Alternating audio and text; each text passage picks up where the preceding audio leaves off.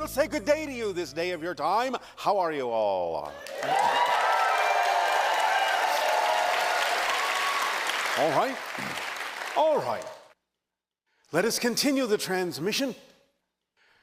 This time, this segment titled Ringing the Bell. We are talking about the idea of Bell Rock, the center of the vortex, and why our ship is positioned above that. This vortex is connected to many others that form kind of a semicircle around it, spreading out across the lower southwest and to the west of your North American continent. But the Sedona vortex being the one that we are adding our energy to help balance out the energy of transformation, to make it smoother and easier for you to transform within the vortex, to use the vortex in more positive ways, to deal with the magnification and amplification that happens when you bring into that vortex whatever it is, positive or negative, that you bring in with you, so that you can let go of those things that are out of alignment and incorporate more of the things that are in alignment with who you prefer to be. Now, the Sedona vortex connects to a very powerful portal in the area known as Upheaval Dome in Utah. This is a powerful portal that is very large, that allows for what we might call a lot of traffic from other dimensions, other realities, to pass through or arrive in to your reality. This is why it encompasses the area also known to you lately as Skinwalker Ranch, and why there are many things happening there that are now being discovered by all of you. These portals are available to those who understand how to set up the right frequency to enter them, to pass through them.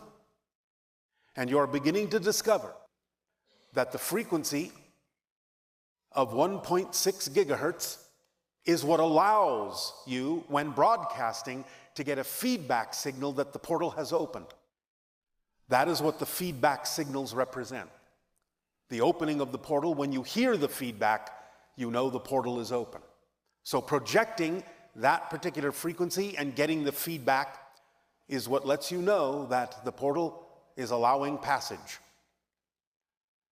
Upheaval Dome is an impact crater that has created certain magnetic effects in that area that allows the electromagnetic portal to exist between dimensions.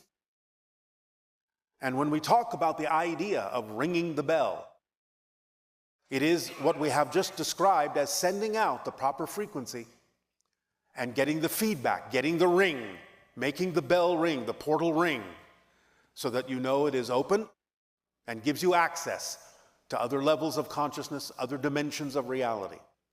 And therefore, though it hasn't yet been tried, but will be tried in the future, the idea of taking that frequency and projecting it in the Sedona vortex will also create many surprises and many experiences that will allow you to continue to compile more data, more understanding, and more information about how these vortices work and what they can allow you to connect to.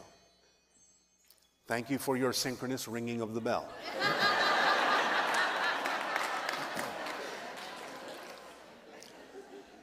And so, not only can you do this with technology, as demonstrated in your programs, but you can also do it within yourselves by forming a gathering around Bell Rock and allowing yourself in your imagination to create the Om vibration and then projecting it physically outward, Om, but knowing while you're doing that, that you impart to it from your imagination the 1.6 gigahertz frequency. Let the Om carry the frequency into Bell Rock, penetrating it and adding to the electromagnetic vortex that it is the heart of.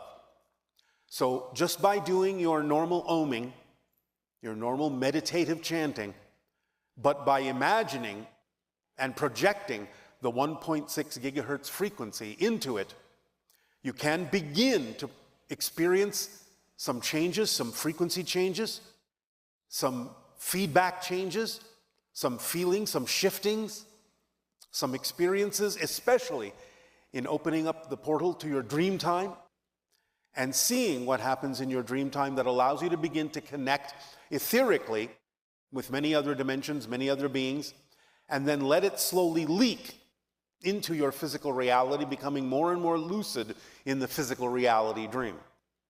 So it is a process, but you can begin it by chanting around Bell Rock and imagining that frequency being projected into the stone and into the electromagnetic vortex. Do you understand? Yes. All right. Now, if you look at the configuration also of the natural formation of Bell Rock, you can see that even though it doesn't actually appear to be similar, if you were to take, let us say, the Great Pyramid of Giza and overlap it on Bell Rock, you would see some similar proportions. The idea is wide at the base, narrow at the top, in precisely the appropriate angles to create the vortex, because it is mimicking, in a sense, in a round formation, the same idea that the pyramid creates as well. So it is like having a circular pyramid of natural stone that is electromagnetically activated. So you can consider Bell Rock to be a type of pyramid, though it doesn't look anything like the pyramids you are used to, but it functions in a similar way. One thing that can also be done to amplify your experience is in the meditations we have talked about, in the chanting, and in the projection of that frequency in that area. You may find if you relax into that vibration, it may actually promote the idea more easily for you of lucid dreaming and astral projection. Because this is the idea behind the Great Pyramid of Giza. In the king's chamber and in the stone coffer, the priests would create this chant, this vibration, this frequency, which would allow them more efficacy at astral projection. So they could go into other dimensions, bring back information that would aid and assist the population. This is something that the ancient Atlanteans taught them and was incorporated into their Egyptian civilization after the fall of Atlantis. So Bell Rock can perform much the same function, though you won't necessarily find the same kinds of inner chambers. The idea of getting it to resonate according to the frequencies we have just described will allow you to tap into the vortex in a way that can promote, again, more efficacy with the idea of lucid dreaming and astral projection by doing the chant that we have just described. Also, you may find that doing different kinds of frequencies with the chanting will allow you to tap into different beings, different levels of consciousness, not only of your own consciousness, but different realities, different beings that inhabit different levels, different realities. And by doing the chant and doing traditional American Indian chanting and projecting that same frequency, you may find that you will be able to evoke the dimension or the in-between dimensions that house the Kachinas. The Kachina spirits are very strong in the Sedona area in terms of their coming and going from the vortex. You do not always see them. They are usually invisible to you, but you can allow your senses to stretch to the point where you can begin to perceive them and their comings and goings and their connection to the land and their connection to the energies of the people of the land. By doing the chanting that is most traditional, with the drum chants of the American Indian people in the area. By setting that up, you can increase the vibration and frequency of the vortex, as has been demonstrated in the Skinwalker Ranch area with native drumming, causing an increase in the frequency of the energy of the vortex. Thus, you can replicate that here as well, very strongly, and connect to the idea of the Kachina spirits, and allow your senses to be able to begin to perceive them, first perhaps as transparent forms, and then perhaps as spheres of light, and then perhaps in the archetypal form in which the American Indians presented them. The idea then is to understand that you have in your midst a kind of a telephone to many different dimensions. With the right input, you will get different kinds of output. With the chanting and the frequencies in your imagination and inputting those frequencies into the vortex, you can call forth and develop more relation to not only your own higher mind and your spirit guides and spirit family, but also many dimensions of beings that are more than willing to communicate with you and together form a new understanding, a new reality, using the portal to accelerate and transform your reality and to accelerate the evolution of humanity, and also make connections to many of the extraterrestrial sources, and in particular, in this day and age, to make connections to the hybrids that will eventually come to live among you. Sedona is, and the outlying areas of Sedona in general, though we will not name a specific point, is one of the candidates for the sanctuaries for the hybrid children. But out in nature, not in proximity at first to the idea of the civilization, to the town itself, but in the surrounding nature, among the trees, where the rivers are, where the water flows, where the trees grow, where the wind blows, where the animals gather, where the crows crow, where the coyotes howl. In that natural environment, a sanctuary will naturally form, and the hybrid children will gravitate to it. So what you are doing in the chanting and the inputting of the frequency is creating the vortex of Bell Rock to ring like a beacon, to attract them to the area, to let them know that you are willing to set up that frequency for them, to encourage them to adopt the area in the surrounding natural zone as one of the sanctuaries, allowing yourself to create that frequency of compatibility vibrationally for them, and a stronger connection between your energy and their energy. So in this ringing of the bell, there are many functions that can aid and assist in accelerating your energy and accelerating the evolution of humanity, with the idea of the invitation and arrival of the hybrids that will eventually come to live among you, in order for Earth to evolve toward what we have called the sixth hybrid race. We thank you for allowing us to share this information with you, and we encourage you to go to the area, do your chanting, do your drumming, and do the vibrational inputting that will allow the vortex of Sedona to become a calling card and an invitation, ringing true to those who will come, to those who will once be among you one day. We thank you for allowing us to share this, and in return for this gift, I ask you now, in what way may we be of service to you? You may continue, if you wish, with your dialogues and questions. Good day, Bashar. And to you, good day. I'm so grateful to speak to you today. As are we, deeply appreciative of the opportunity to speak with you as well. So you said yesterday that you found a way to remember the Thuk, whose species make interactions with them be forgotten afterwards. Yes. And I'm curious, how did you find a way to remember them? What technique did you use? We came together telepathically as a civilization and scanned all of the frequencies that were emanating from the Thuk home world, and thus found the one that would be vibrationally compatible with us to retain the memory.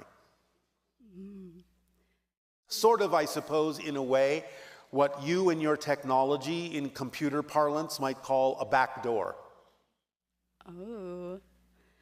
Is there any way that us as humans can utilize this technique for remembering interdimensional experiences? When you are telepathically bonded with your entire civilization, yes. As an individual at this particular time, low probability. Okay. So, I find my soul expressing itself in this incarnation as a queer, trans, non-binary, gender fluid person. All right. And this year, I followed my excitement and started to create monthly events for my queer community in Los Angeles. All right. To connect in nature and to meet in places that weren't bars or places with loud music and not centered around alcohol.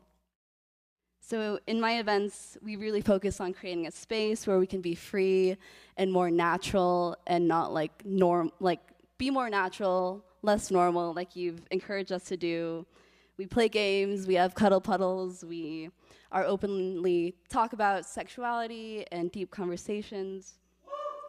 Yes. You got somebody excited. Yes. So on the surface, it might seem like a social event or speed dating event, but truly my deeper intention has been to always connect ourselves to our higher selves, and it's really a spiritual connection that I have for my intention. Yes, all right. So I call this passion Venus in Aquarius, and in my own birth chart, I'm Venus in Aquarius, and I'm curious to hear from you what the energy of Venus in Aquarius is. Love pouring out. Beautiful. Thank you. You are welcome. So I'm holding a spherical rose quartz that I bring to my events. All right. One to represent and honor Venus and radiate love energy, and to also intentionally invite any beings to peer through. Like I know those crystals beside you are ways that beings can peer through, like eyes, right? It can be used that way by those who are vibrationally compatible with that permission slip, yes. Cool. So I've invited you and the Esasani to come to my events and join us, and any beings that want to. So. Many of us have already eavesdropped. Oh! That makes me so excited. Because when I was planning the first event, I was driving on the freeway, and a car drove in front of me, and the license plate said UFO party. Synchronicity abounds. Yes, so I'm so thrilled to know that you've been there, or you've eavesdropped. Do you not think we know all the things that are going on your planet? Oh, I know you do. All the transformations and changes taking place toward the evolution of humanity. Beautiful. This is what we monitor. And there's been lots of amazing representation of queer identities in our society and media lately, and I've seen the younger generation feel safer to come out of the closet. But at the same time this year, so many anti-trans and anti-LGBT bills have been passed that invalidate and discriminate us and make it hard for us to get healthcare or feel safe. Trans people continue to get murdered for just being themselves, and so many of my own peers feel nervous just to hold our lovers' hands in public. Yes. So yesterday you were mentioning a lot about being in service to others, and this is my way of being in service. So I'm curious, is there anything I can know how to better serve my community? Understand that the events going on reflect the idea that the spirit is everything and nothing, and can be anything. And it is a reminder to humanity to connect more with spirit and allow that spirit to inform the person as to what their journey is, no matter what. Because again, this transformation is important to take place on your planet at this time, to remind people that the spirit is everything and nothing. Everything and nothing. Like, It is no particular gender and thus can be any gender. thank Because your spirit is your spirit and it is all things. Just as all that is all things. So this is a way to allow those who harbor fears, who are afraid to look within, afraid to connect consciously with Source, that is all things, and afraid to be reminded that they can be all things that they need to be. So you are demonstrating as a living example that humans are more than the boxes that you have put yourselves in for a long time.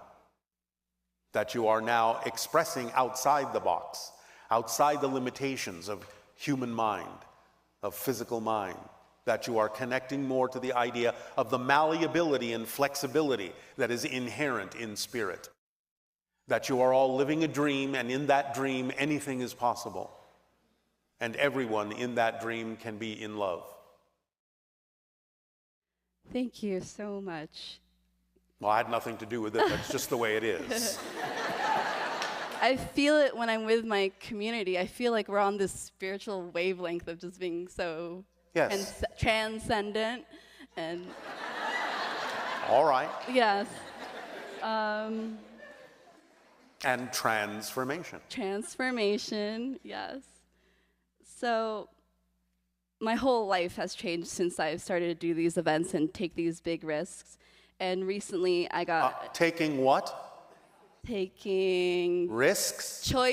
making a big choice. Thank you. Because being yourself is the least risky thing you can do. Trying to be something you're not is taking a risk. Thank you. That's beautiful.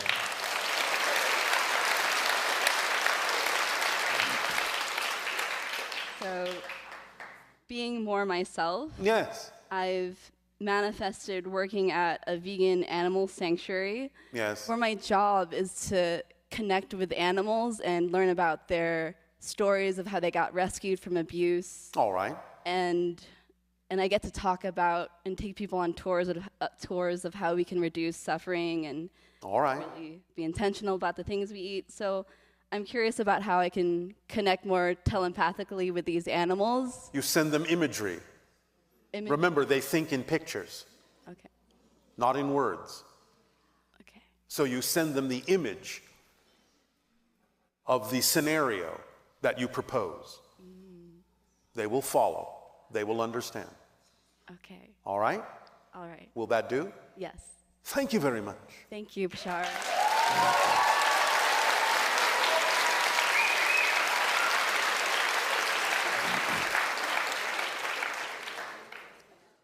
Hello. And you, good day. Day. I don't have a question. I just wanted to say thank you for. Lord Jesus, I knew I was going to cry. God, every time. I just want to say thank you. You are welcome, and we thank you. Okay.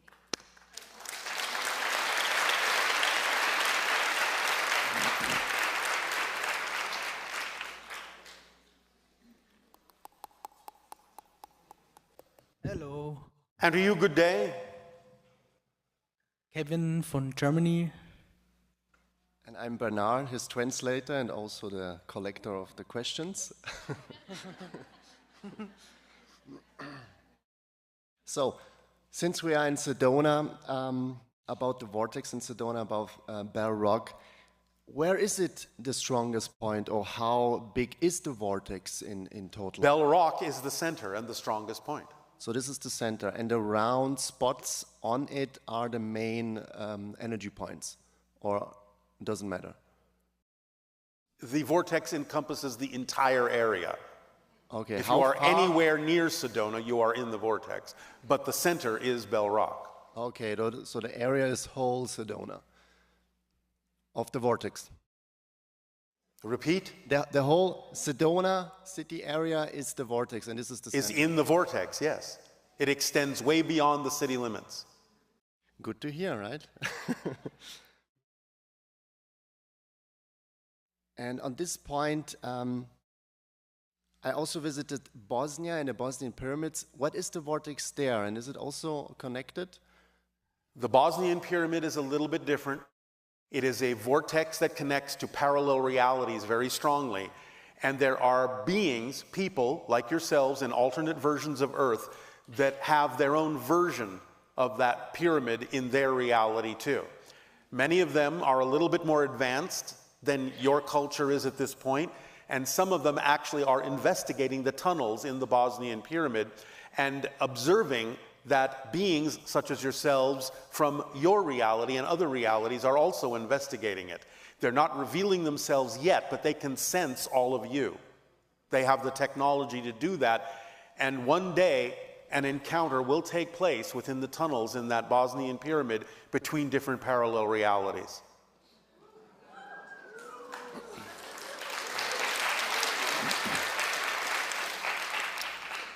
Nice, yeah, I already saw the shapes of the beings, but a two-way encounter, so like two parallel realities will meet each other in the future. Yes. Exciting. Yes. And there are also stone spheres in Bosnia. Can you say a little bit about them, what frequency they do, a purpose, or how can we utilize them now? They represent connections vibrationally to the planets, different star systems. So every stone sphere represents like a star, or? A star system, yes. A planet in a star system, a civilization in a star system. Every single sphere represents like one planet, and then it's like spread around, basically then. Do I understand this right? Repeat. That every stone sphere represents a planet or a star, and it's spread around. Yes, you have vibrational connections, communication connections to different civilizations in different star systems.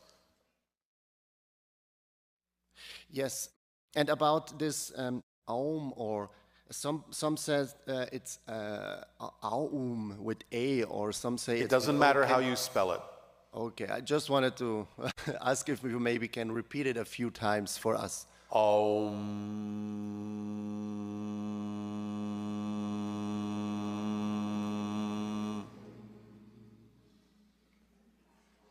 Sufficient?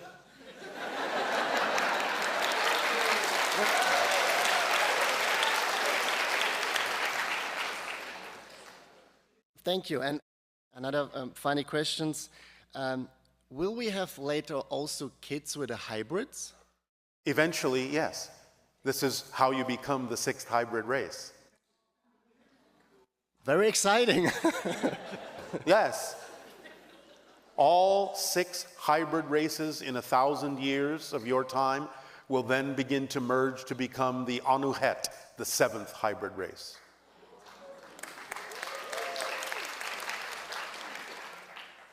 And I thought that was your last question.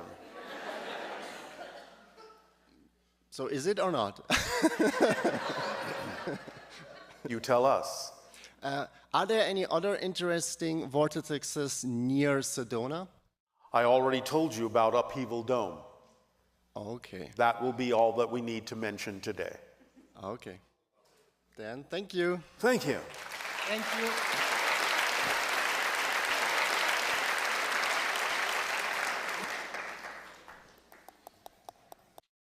Good day, Bashar. And to you, good day. Good day, everyone. I love you all so much. It's such a pleasure being here. So thank you for reflecting to me and to all of us the unconditional love and support of creation. It is our passion and our pleasure to do so. This reflection has helped me through many challenging moments, including the transition and transformation of my beautiful twin brother. All right. I, too, have transformed negative into positive and darkness into light. My life has bloomed exponentially by following my highest excitement to the best of my ability with no insistence on the outcome while staying in a positive state regardless of the circumstance. And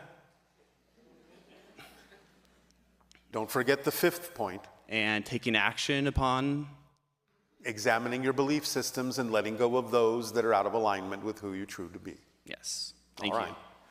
So that means then if you are following it as precisely as you indicate, you have no questions.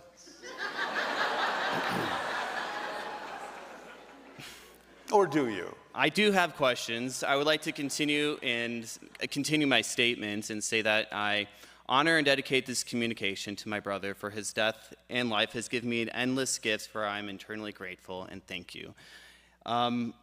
I am very excited about this topic of Bell Rock. We were at Bell Rock the other day, and on the northwest side of Bell Rock, there's these, I call them like fey cliff dwellings almost, these little holes. And I found myself ohming into them to ring the bell. And so I'm curious are there elemental beings that are a part of these holes? Absolutely. Can you give us any specific information on these beings? No. No. Okay. Recently, I had a significant dream where my mother and I... One moment.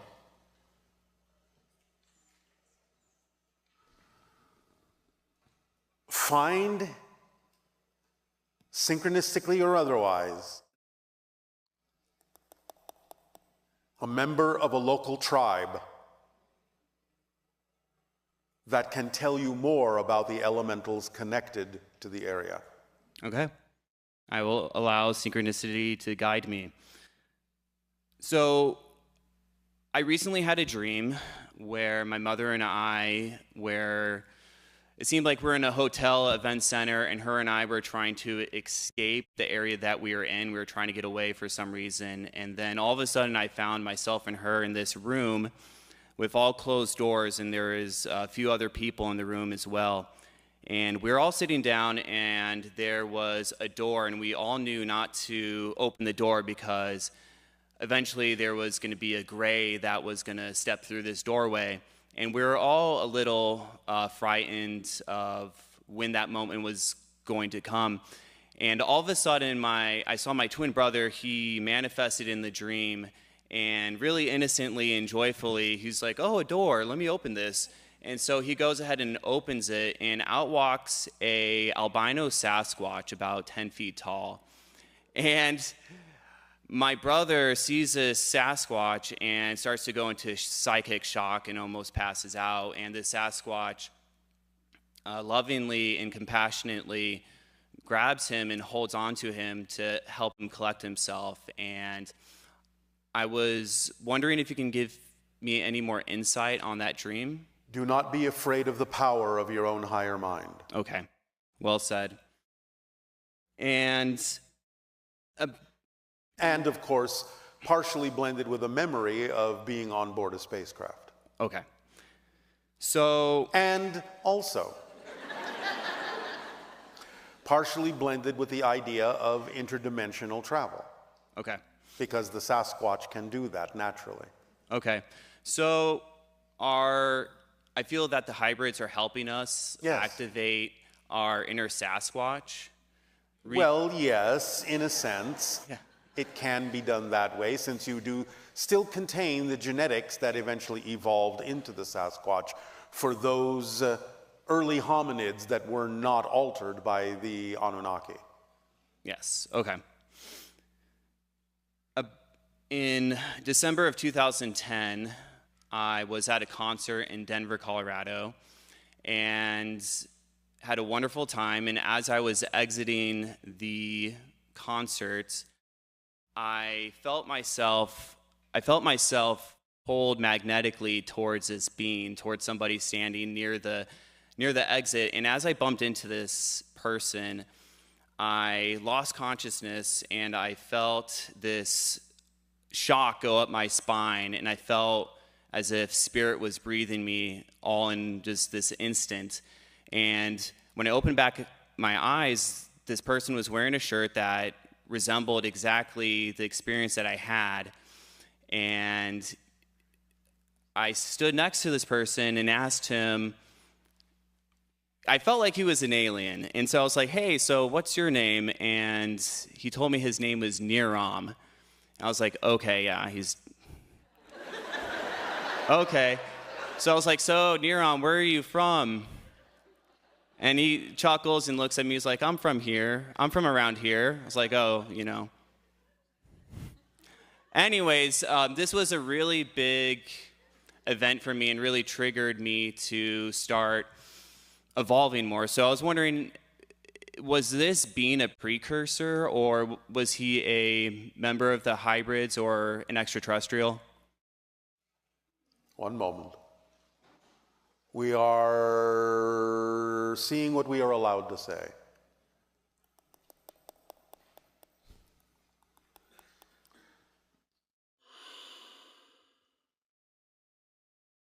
This is what would be called a precursor imprint. In other words, a precursor is telepathically using a human being from your planet to radiate the vibration of a precursor to trigger certain experiences within humans that may run into them. Okay. So you are touching into the vibration of a precursor with a human being used as a transmission device. Interesting. So it's one step removed, but you are experiencing the vibration of a precursor. Okay. Thank you. Yes. So earlier this year, I was practicing a channeling course, and I was working with somebody who channels the EIL and other beings as well. And I had some private sessions with him and practiced channeling in front of a live group as well. And I suppose it felt really odd to me. I felt like once I was done with the channeling, I wasn't that excited about channeling anymore, as if I was just making up everything on the spot and fooling other people. Yes. And it doesn't have to be your way of doing things. It's part of your exploration, and you can decide whether or not it's correct for you. Okay. There are other forms of channeling, remember. Yeah. Channeling is something all of you do when you are doing what you love. You go into the channeling state. So how you choose to express it creatively is up to you. Okay. Thank you for saying that, and that helps me try, or not try, but act on more of a, I could say, a grounded way of channeling. Because Yes. I feel like I'm channeling like in every moment. And In a sense, you yeah. are. Remember that you're all channeling your human personality Okay. constantly. So you're always in a type of channeling state.